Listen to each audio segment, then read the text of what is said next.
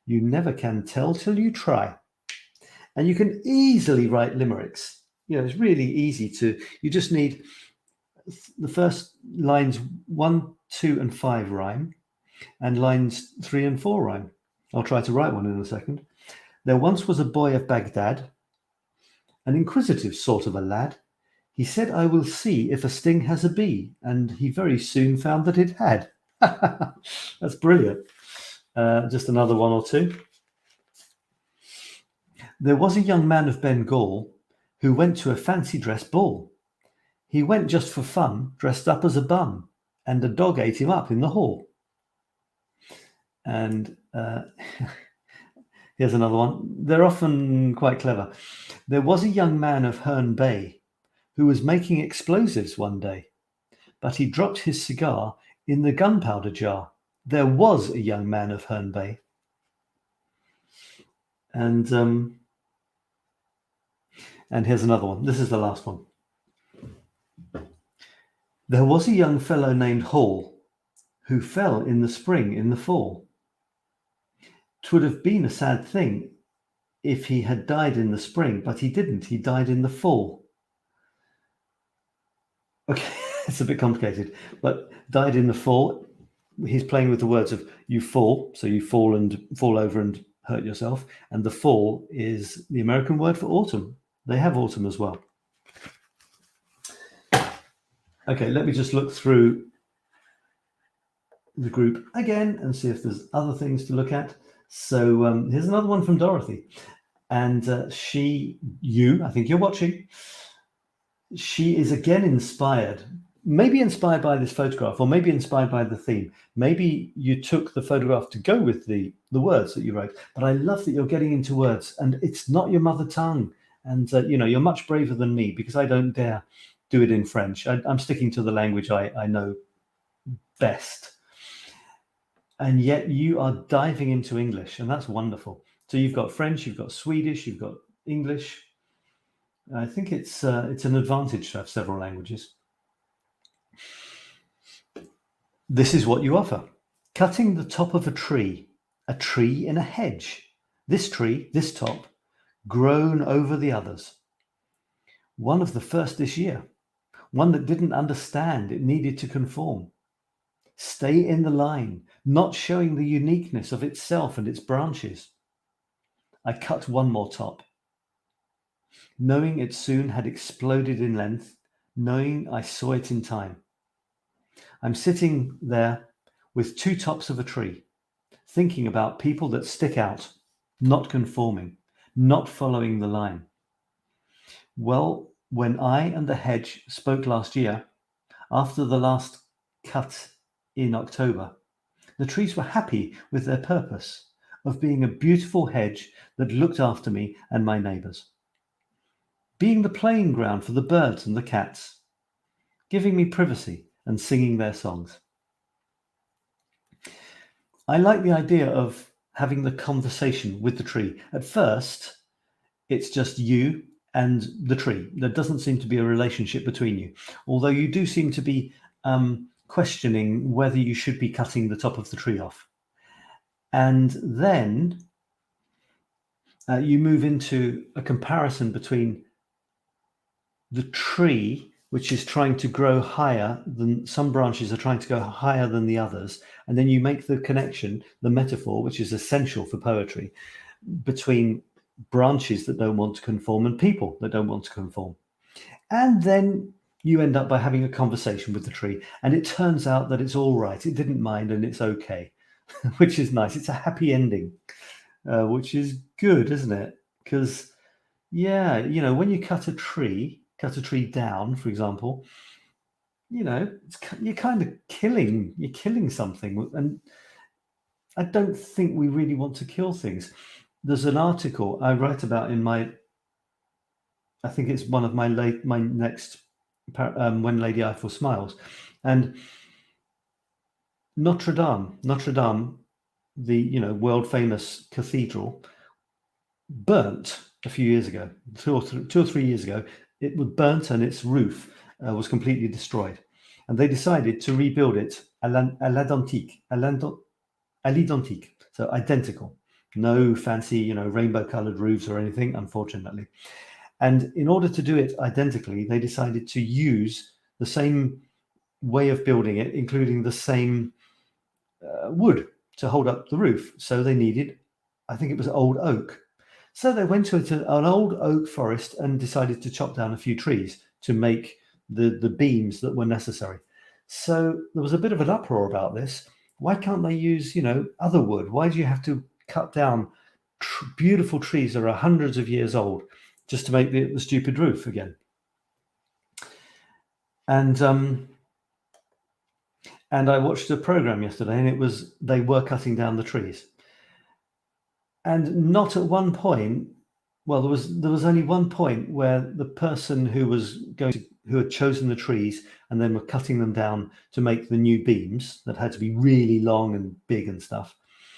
There was only one moment when she seemed to show some sort of remorse, but it wasn't really remorse. It was saying, I think not the tree will be happy, but it's a good thing that the tree isn't just going to be burnt or die or something. It's going to become part of and start its new life as part of the roof of Notre Dame. So, in a way that's nice, but in a way, does it really want to be part of the roof of a cathedral, or would it rather have continued being a tree, being a proper tree, which was, they killed it. They killed the tree. That's the fact. So gets you thinking. And I think that's one of the most powerful things you can do in poetry and in writing is give life to things which we don't normally think has life. I've got a lamp in front of me. What is the relationship between me and the lamp? I can imagine a story between me and the lamp. And Dorothy is saying, the text just follows my thoughts. They add up while I'm writing. Yeah. You have to start each piece of writing with a word, don't you? Start with a word, and that might inspire the second, or you might start with a sentence that might inspire another sentence. By the way, I got a present today from some of my students, and I was very surprised. They gave me this. Can you believe it? Can you see a very expensive looking zoom lens, 28 to 135 millimeters. I mean, this thing costs hundreds of euros, amazing. And then I realized that it rattles. That's kind of strange. Zoom lenses, heavy, and it's not very heavy either. They don't normally rattle. Kind of strange. So I thought, hang on a second. It looks incredibly realistic. I mean, it looks like a real lens, and yet. So I twisted the lens cap, took the lens cap off, and what do you know? Oh, it's hollow. It's full of chocolate. Okay, nice.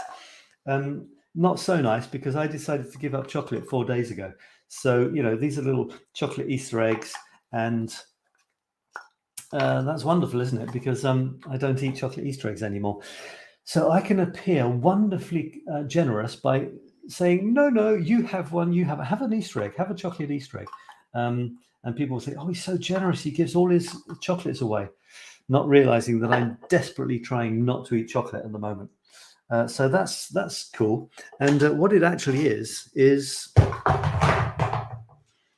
a glass. It's a cup. So I've decided I'm officially starting a mug collection. I'm going to say I collect mugs. I'm someone who collects mugs. And this is the most, look. Lovely. It's a mug. This is my mug now. Isn't that crazy?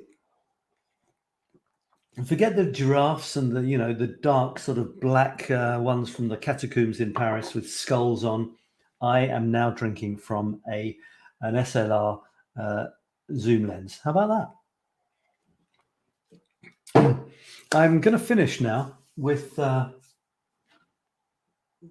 wonderful poem from the same guy who did the Limericks. Okay, so remember, this is from the same guy who did, where is it?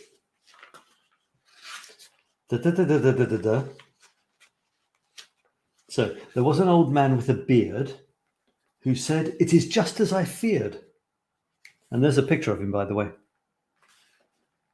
2 owls and a hen, 4 larks and a wren have all built their nests in my beard, from Edward Lear.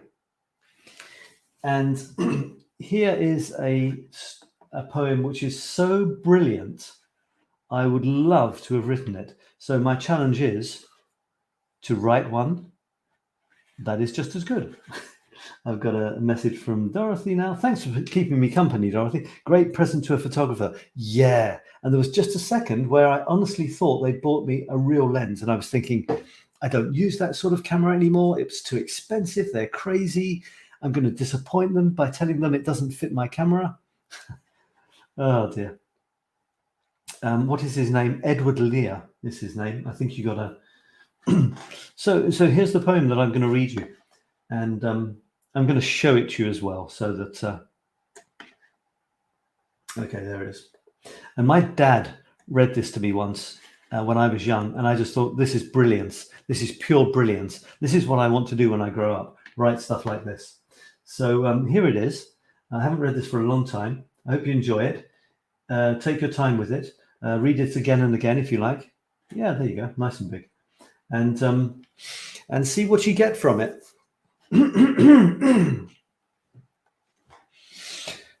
2 old bachelors were living in one house. One caught a muffin, the other caught a mouse. Said he who caught the muffin to him who caught the mouse, "This happens just in time, for we've nothing in the house, save a tiny slice of lemon and a teaspoonful of honey. And what to do for dinner, since we haven't any money? And what can we expect if we haven't any dinner, but to lose our teeth and eyelashes and keep on growing thinner?" Said he who caught the mouse to him who caught the muffin, "We might cook this little mouse if we had only some stuffing. If we had but sage and onion, we could do extremely well, but how to get that stuff in, it is difficult to tell." Those 2 old bachelors ran quickly to the town and asked for sage and onions as they wandered up and down. They borrowed 2 large onions, but no sage was to be found in the shops or in the market or in all the gardens round. But someone said, "A hill there is, a little to the north, and to its perpendicular top a narrow way leads forth. And there among the rugged rocks abides an ancient sage, an earnest man who reads all day a most perplexing page. Climb up and seize him by the toes, all studious as he sits, and pull him down and chop him into endless little bits. Then mix him with your onion, cut up likewise into scraps, when your stuffing will be ready, and very good perhaps." Those two old bachelors, without loss of time, the nearly perpendicular crags at once began to climb. And at the top, among the rocks, all seated in a nook, they saw that sage a-reading of a most enormous book. "You earnest sage," aloud they cried, "your book you've read enough in. We wish to chop you into bits, to mix you into stuffing." But that old sage looked calmly up, and with his awful book at those 2 bachelors' bald heads a certain aim he took. And over crag and precipice they rolled promiscuous down. At once they rolled and never stopped in lane or field or town. And when they reached their house, they found, besides their want of stuffing, the mouse had fled and, previously, had eaten up the muffin. They left their home in silence by the once convivial door, and from that hour those bachelors were never heard of more.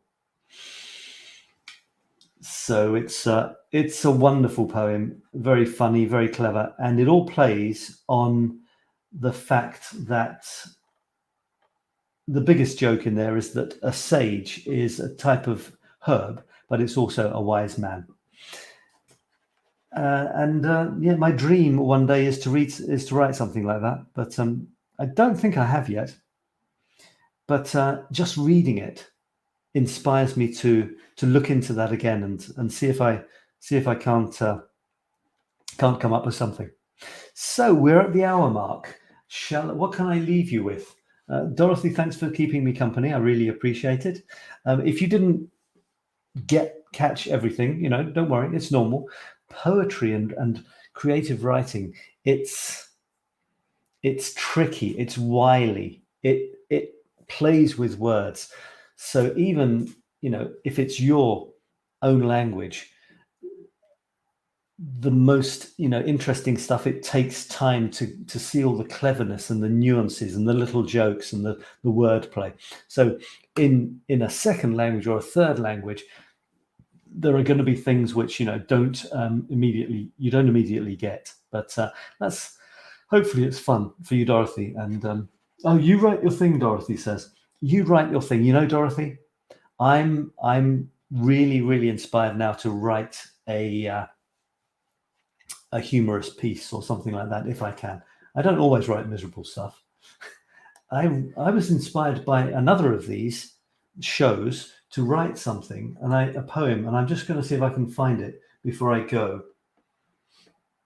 I didn't even look at my poems from there's a couple of poems that you haven't seen from the last chapter of my Paris Photo Chronicles.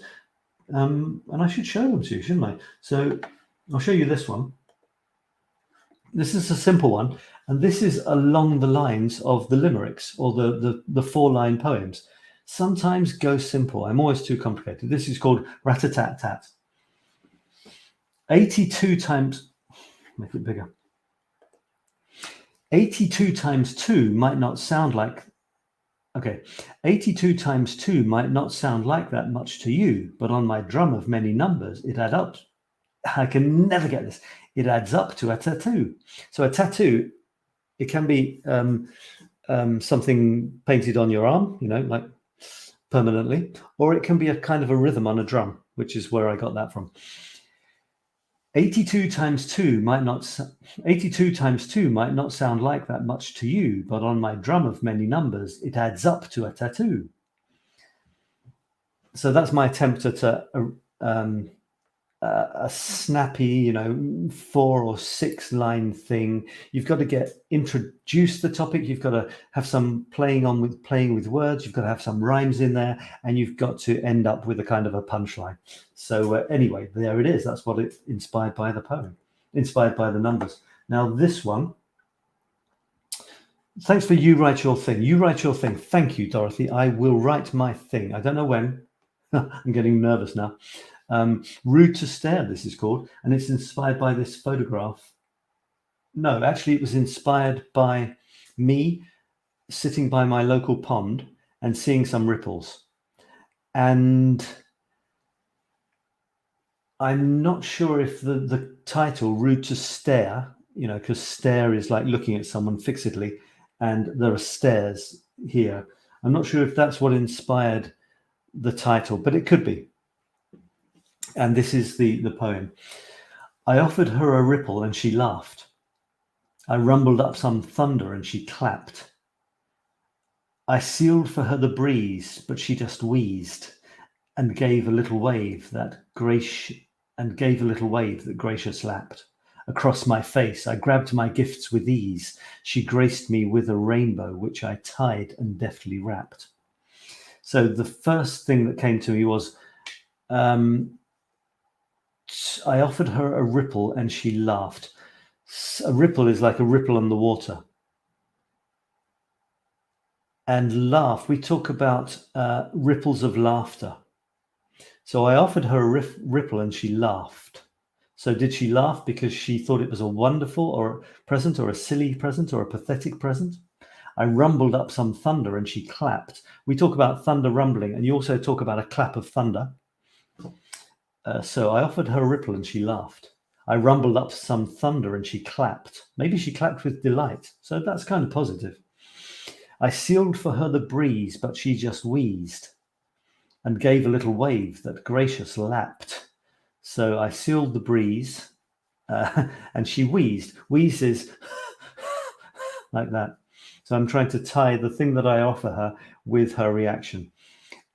She just wheezed and gave a little wave like this, which gracious lapped. So waves can lap against the shoreline, but I moved the lap carries on across my face, lapped across my face, like water lapping across my face, like the waves on the shoreline.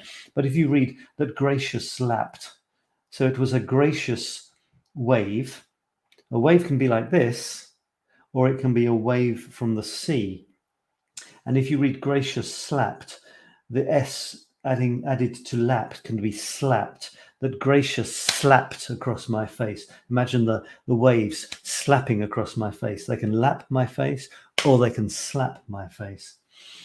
I grabbed my gifts with ease. So am I upset or am I happy that she lapped across my face or that she slapped my face? I grabbed my gifts with ease. She graced me with a rainbow, which I tied and deftly wrapped. So the rainbow, I like the idea of a rainbow being something that you can tie, because you tie bows. You tie the laces on your shoes, you tie them into bows. You tie ties into bows. So why not tie rainbows? Makes sense, doesn't it? Although a rainbow, it sounds like it's already been tied. Although when you look at a rainbow, the two ends don't seem to be tied, do they? I tied them and deftly wrapped. So again, playing with words, clapped, lapped, wrapped, and then quite a few, internal rhymes like breeze and wheeze and ease, and you can find some others maybe. So there it is. You know how to play with words, says Dorothy. Well, I play with words. I think anyone can play with words. Thank you for your compliment. I think it's a compliment. Thank you. I appreciate that. And I would lovingly throw it out there. It's something anyone can do, and it's fun. And I think everyone should do it. I love the fact that, Dorothy, that you're playing with words and in another language as well. So carry on playing with words, Dorothy. Carry on playing with words, everybody, and contribute them here. If you stayed with me this long on the replay, thank you. I really appreciate it. Thank you for spending time here. And if you've left comments, then I will. It is a compliment. If you've left comments on the replay, then I will reply to those. And you're saying it's a compliment. Thank you so much, Dorothy. Yes, I love playing with words. I've always loved playing with words.